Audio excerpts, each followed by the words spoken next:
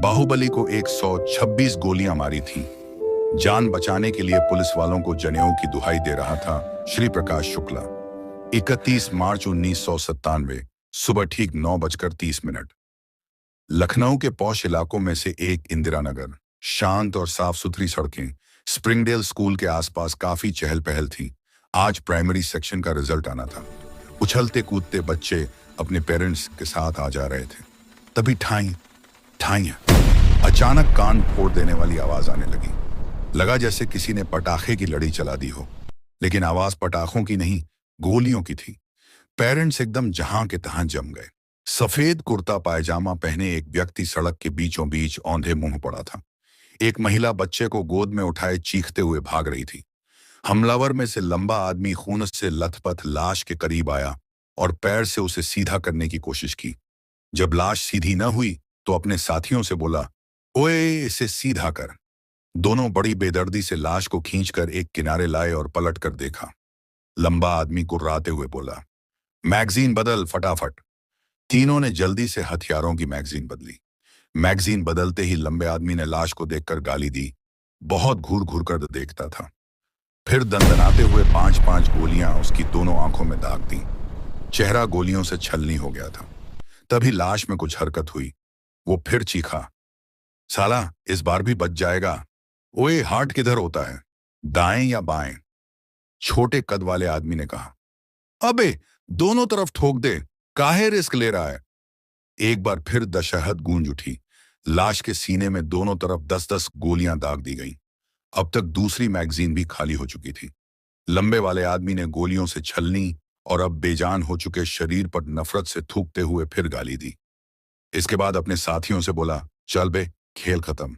बिना किसी जल्दबाजी और घबराहट के बड़े इत्मीनान से गाड़ी में बैठे और गायब हो गए। उधर लाश पर मक्खियां भिनभिना रही थीं।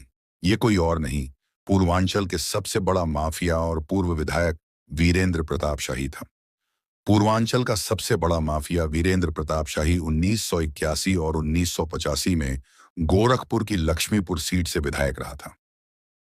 उस दिन यूपी के गैंगस्टर्स में एक नए नाम ने अपनी मौजूदगी दर्ज कराई। नाम था श्री प्रकाश शुक्ला। गोरखपुर के मामखोर गांव का 22 से 23 साल का लड़का।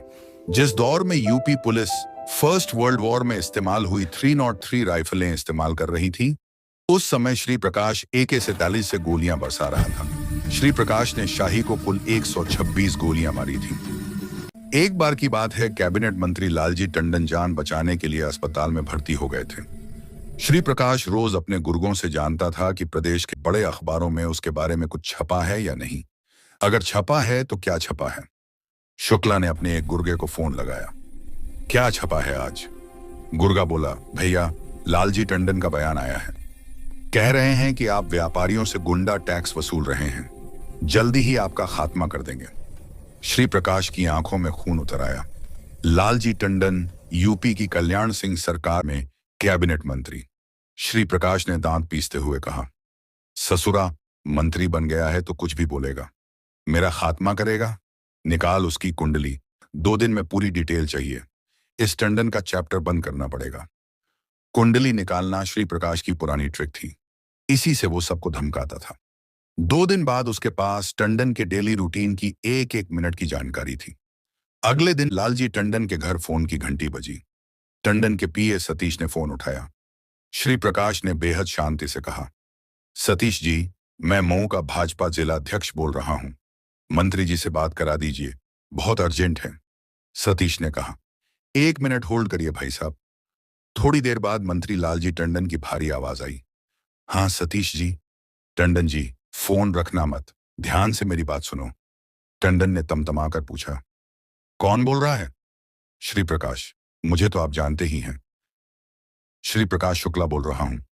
टंडन ने अनजान बनते हुए कहा, कौन श्री प्रकाश शुक्ला? मैं नहीं जानता। श्री प्रकाश ने ठहाका लगाया और बोला, मैं वही हूं जिसने शाही को बीच लखनऊ में 150 गोलियां मारी थी। मैं वही हूं जिसने जनपद के भरे बाजार में दरोगा RK सिंह की खोपड़ी में 10 गोलियां उतारी थीं। कुछ याद आ गया हो तो ठीक, नहीं तो आगे और बताऊं? एक बात और, बात पूरी सुनना, फोन मत रखना, नहीं तो बहुत भारी पड़ेगा। मंत्री जी का चेहरा एकदम सफेद पड़ चुका था। उनके हाथ कांप रहे थे।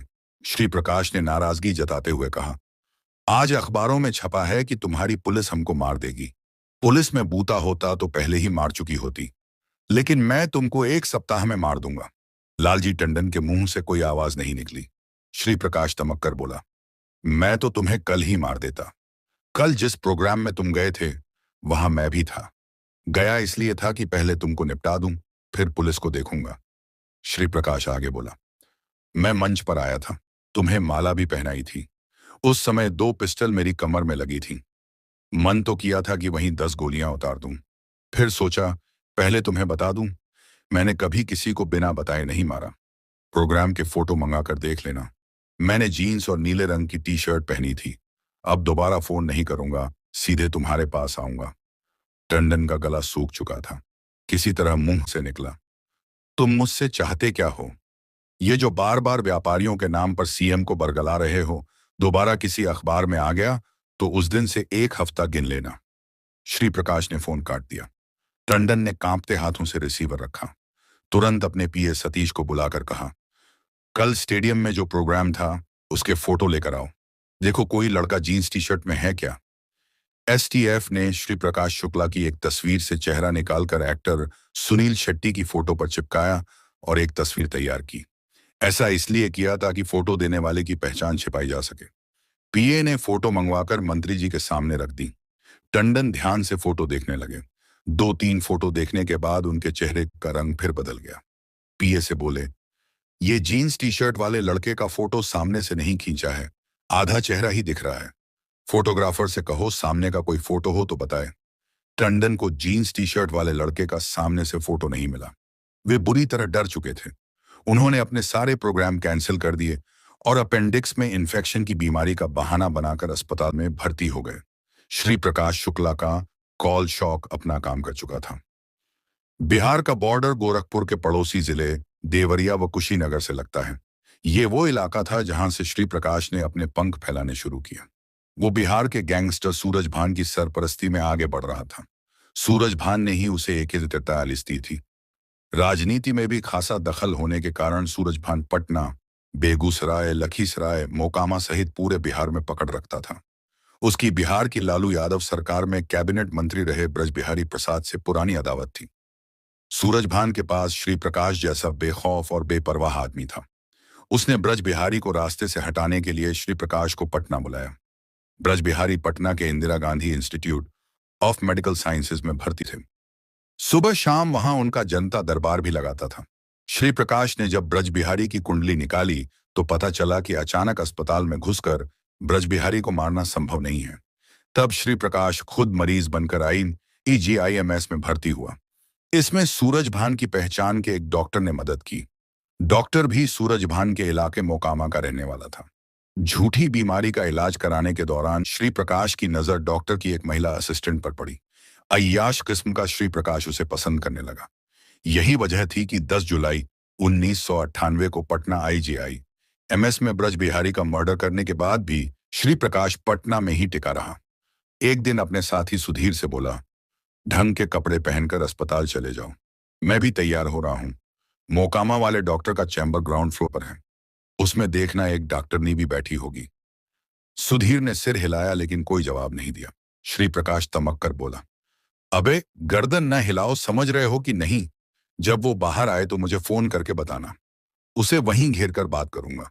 एक बार नाम पता मिल जाए, अब उस डॉक्टरनी से मिले बिना रह नहीं पाऊंगा। सुधीर ने डरते हुए कहा, भैया रिस्की काम है, काहे चक्कर में पड़ते हो, लखनऊ में बहुत मिल जाएंगी। श्री प्रकाश गहरी सांस खींचकर बोला, तुम नहीं समझोगे सुधीर। सुधीर पटना IGIMS पहुंचा। डॉक्टर के चैम्बर में झांक कर देखा, साइड वाली कुर्सी पर वही महिला डॉक्टर बैठी थी। सुधीर बाहर बैठकर महिला डॉक्टर के निकलने का इंतजार करता रहा। थोड़ी देर में डॉक्टर बाहर आई। सुधीर ने श्री प्रकाश को फोन करके बताया कि डॉक्टर मैनगेट की तरफ जा रही है। श्री प्रकाश अस्पताल के बाहर गाड़ी में बैठा था। सीधे अंदर आया और तेजी से आगे बढ़कर आवाज दी, डॉक्टर साहब, डॉक्टर साहब। डॉक्टर रुक गई, सिर पर दुपट्टा रखते हुए बोली, जी बताइए। श्री प्रकाश ने बेहद शराफत से नजरें मिलाकर कहा, डॉक्टर साहब आपने मेरा इलाज किया था, दवा का पर्चा कहीं खो गया है, फिर से दवा लिखवानी है।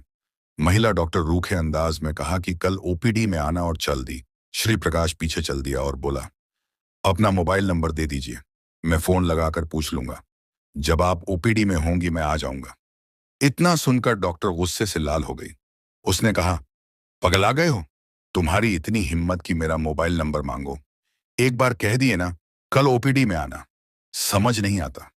श्री प्रकाश भौहें चढ़ाकर बोला। इसमें नाराज होने वाली क्या बात है? कितने दिन से परेशान हूं आपको देखने के लिए। अब डॉक्टर का गुस्सा 7वें आसमान पर था। वो बोली, ज्यादा दिमाग खराब हो रहा है, भैया को बुलाऊं? अगर वो आए ना, तुम्हारा इतना टुकड़ा करेगा कि कोई पहचान नहीं पाएगा। श्री प्रकाश पर इस धमकी का कोई असर नहीं हुआ। उसने इसे मजाक में लिया और बोला, बुला लो। डॉक्टर का पारा और चढ़ गया। बोली, जानते हो कौन है मेरा भाई?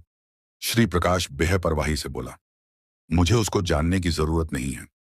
महिला डॉक्टर की आंखों में जैसे अंगारे थे। वो लगभग चीखते हुए बोली, पप्पू यादव को जानता है, हम उनकी बहन हैं।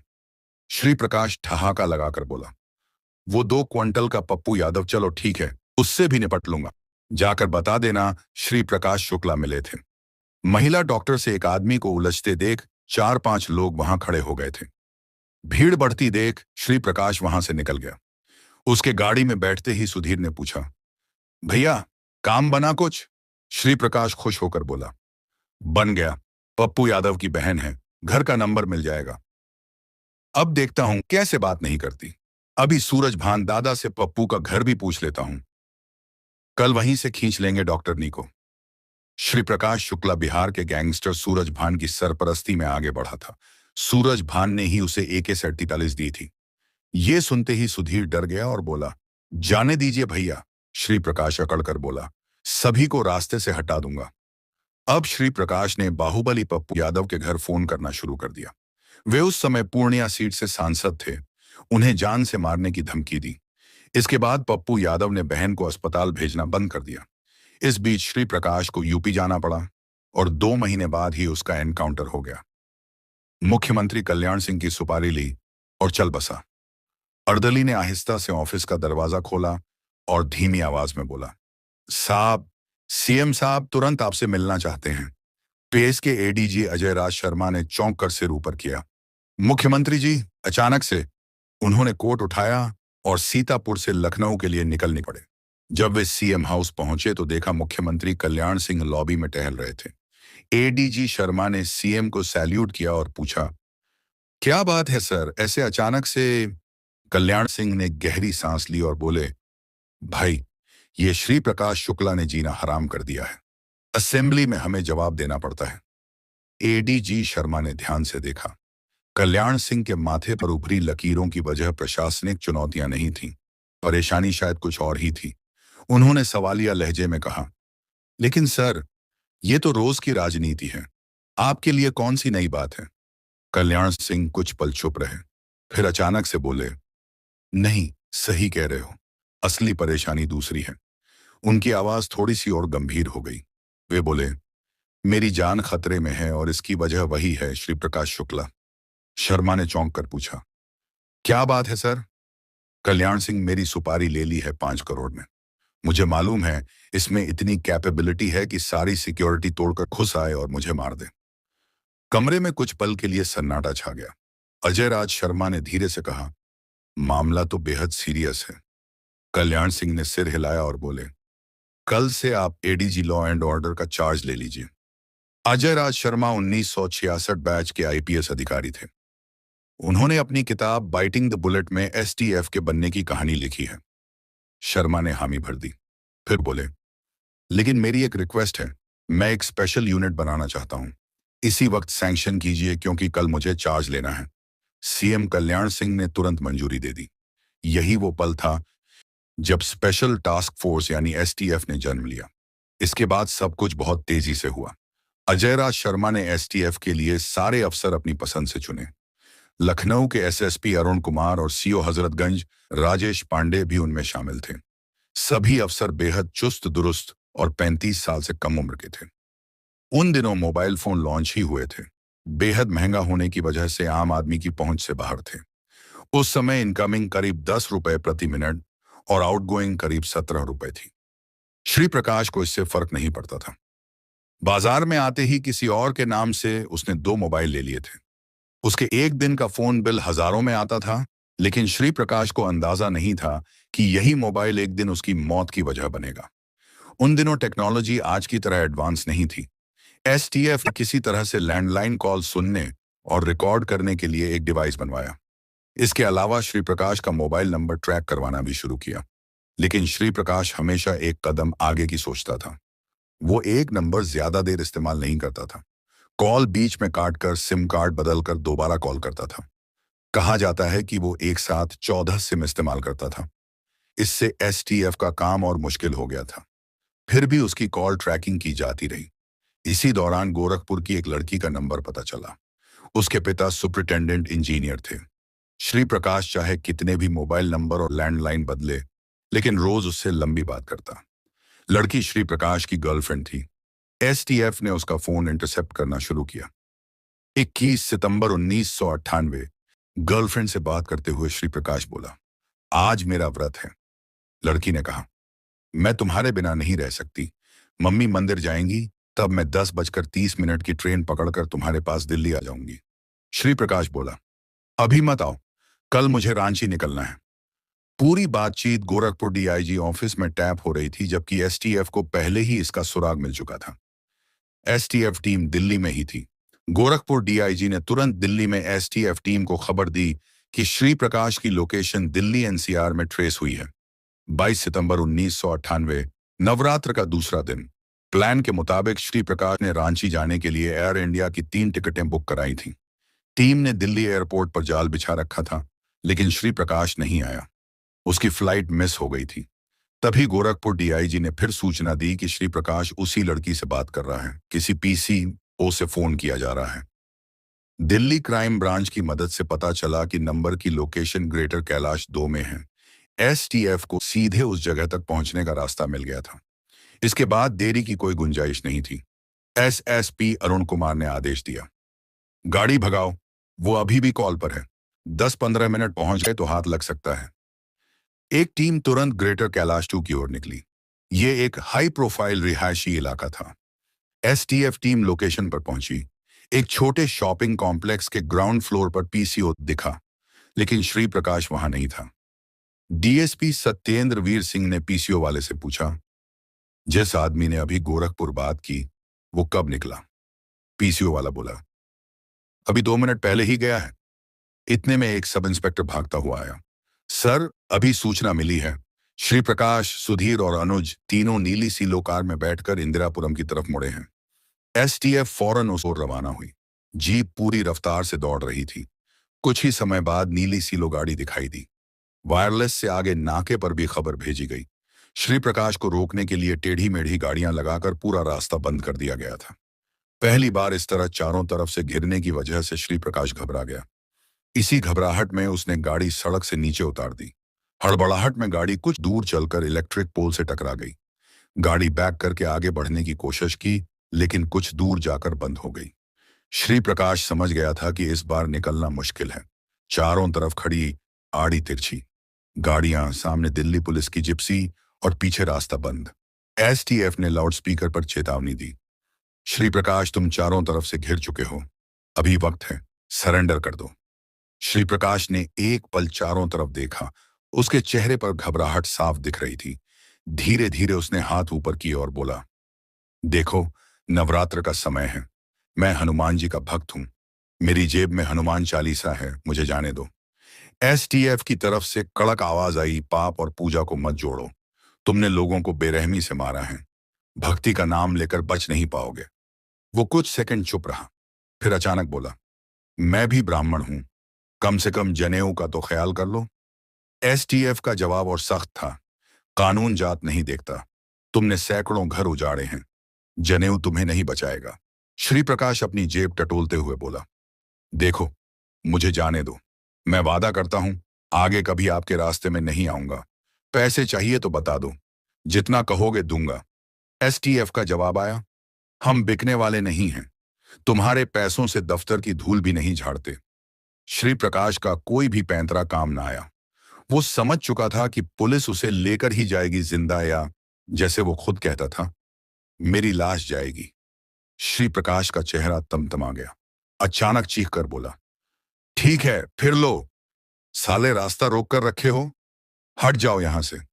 वॉकी पकड़े जवानों को देखकर चिल्लाया, हमरे रास्ता में पड़ गईला तो उड़ा के राख दे हम, दिमाग मत खराब करा। एसटीएफ से जब राजेश पांडे, सत्येंद्र वीर सिंह और अविनाश मिश्रा उसकी ओर बढ़े तो वो और तमतमा गया।